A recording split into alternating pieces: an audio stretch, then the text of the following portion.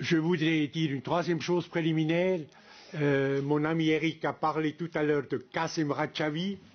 Kasem Radchavi, grâce à lui, était le premier délégué du CNRI, du Conseil national de la résistance iranienne, de la résistance iranienne, au Conseil des droits de l'homme, très actif dans la société civile internationale et genevoise.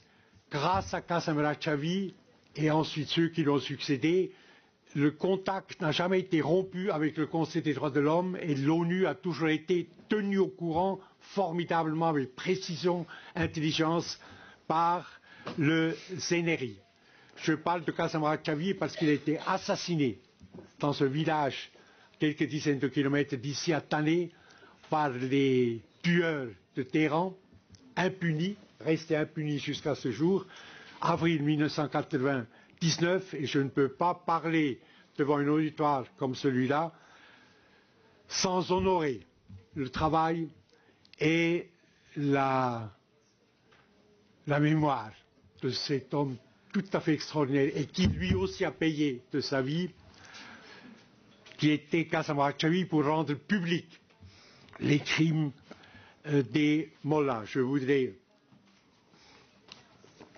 puisque nous étions très liés, il était professeur à la même université que moi, à Genève, un mot sur Kasem, à cette occasion ici.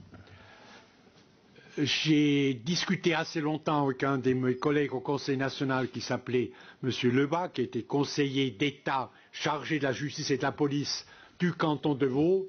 Kasem et sa famille habitaient à Tané, canton de Vaud, et j'ai demandé au gouvernement, à ce ministre de la Justice de Vaud, d'organiser une protection pour Kasem Radchavi. Kasem Radchavi a refusé.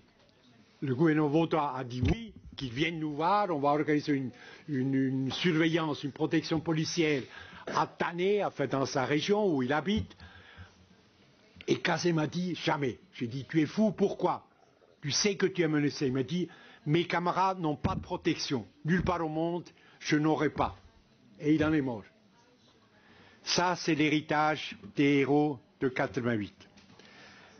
Maintenant, l'espoir qui s'est levé avec ces manifestations d'il y a quelques jours, quelques semaines, et qui vont certainement continuer, et qui sont payées aussi au prix du sang par ceux qui ont manifesté, rappelle Jean Jaurès. Jean Jaurès a dit « La route est bordée de cadavres, mais elle mène à la justice ».